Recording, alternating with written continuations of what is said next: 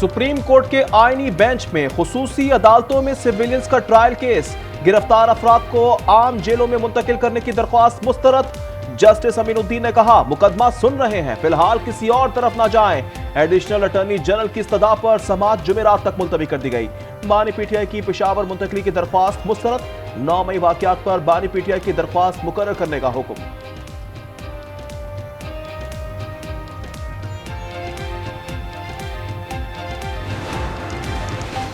तौहीन अदालत की हुकूमती दरख्वास्त पर बानी पीटीआई का जवाब जमा। जस्टिस अमीनुद्दीन खान ने कहा, अदालत ने नोटिस दिया तो बानी पीटीआई को यहाँ पेश करना पड़ेगा। हुकूमत संजीदगी से दरख्वास्त की पैरवी करेगी। सुप्रीम कोर्ट के आईनी बेंच के इस्तफसार पर एडिशनल अटॉर्नी जनरल का जवाब। जस्टिस जमाल मुंतकिल ने कहा, तौहीन का मामला अदालत और तौहीन करने वाले के दरमियान होता है। आप क्यों जज्बाती हो रहे हैं? समाअत गैर मुइन्ना मुद्दत तक मुलतवी।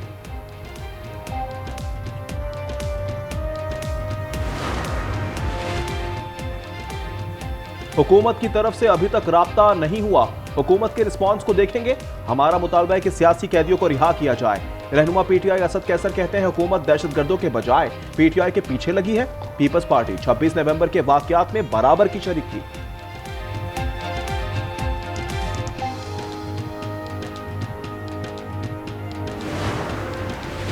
कौमी असम्बली का इजलास आज होगा। प्राइवेट मेंबर्स डे का 41 निकाती एजेंडा जारी। नून लीग अरकान का फेक न्यूज से मुतालिक तवज्जो दिलाओ नोटिस। मुख्तलिफ तहरीक और कायमा कमेटियों की रिपोर्ट्स और बिल्स पेश किए जाने का इम्कान। 2:30 बजे पीटीआई की पार्लिमानी पार्टी का इजलास होगा।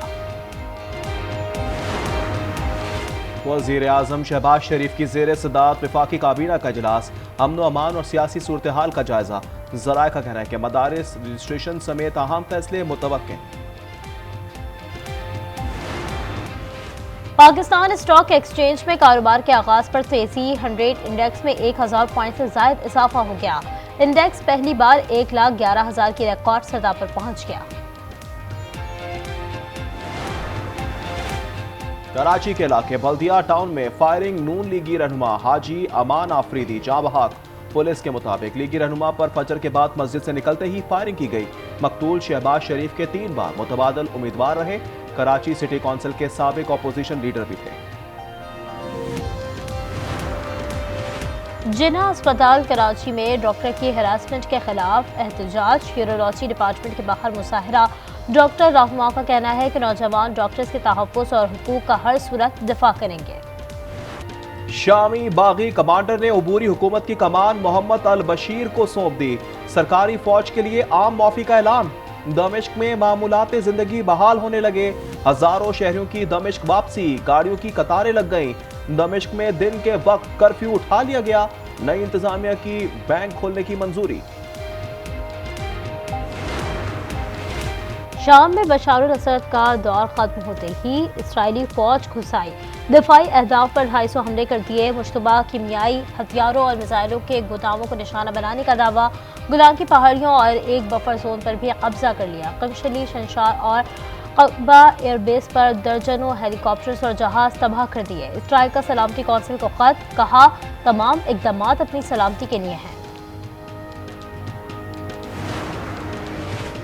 शाम में इजरायली हमलों पर कतर, सऊदी अरब, इराक और मिस्र की शदीद मजम्मत। सऊदी अरब ने कहा, इजराइल शाम की सालमियत को नुकसान पहुंचा रहा है। मिस्र ने भी गोलान में इजरायली कब्जे को खुला डाका करार दे दिया। वज़ीर आला पंजाब मरियम नवाज के दौरा चीन का दूसरा रोज। बीजिंग में आला सरकारी हुकाम से मुलाकातें। कम्युनिस्ट पार्टी की मरकजी कमेटी के वजीर से मुलाकात में 2 तरफा ताल्लुकात के फरोग पर बातचीत। मुल्क में कड़ाके की सर्दी। मालम जब्बा और कालाम में बर्फबारी। गिजर में झीलें और आबशारें जम गई। वादी कागान और शुक्रान में हर तरफ सफेदी छा गई। कराची में सर्दी की शिद्दत में इजाफा। शहर में तेज सर्द हवाओं का राज। दर्जा हरारत 10 डिग्री सेंटीग्रेड तक गिर गया। महकमा मौसमियात के मुताबिक सर्दी की मौजूदा लहर 15 दिसंबर तक बरकरार रहेगी। मुल्क भर में इंसानी हुकूक का आलमी दिन आज मनाया जा रहा है। मरियम नवाज कहती हैं, इंसानी हुकूक का एहतराम मुआशरे की तरक्की और खुशहाली का संग बुनियाद है। हुकूमत पंजाब इंसानी हुकूक की पासदारी के लिए सरगर्म अमल है। गजा में इजराइल की दहशतगर्दी में मजीद 50 फलस्तीनी शहीद, 100 जख्मी हो गए। सफाक फौज ने रफा में आटा खरीदने वालों को भी ना बख्शा। जबालिया पना गुजीन कैंप नेरुल बला में खुराक के लिए जमा अफराद पर हमला कर दिया। शोहदा की तादाद 44,758 हो गई। उर्दन के बादशाह अब्दुल्ला दोम का अमरीकी सदर जो बाइडन से टेलीफोनिक राबता, शाम की सलामती और इसके शहरियों के तहफ़्फ़ुज़ की अहमियत पर जोर। दोनों रहनुमाओं का गजा में जंगबंदी की कोशिशें तेज करने पर इत्तेफाक।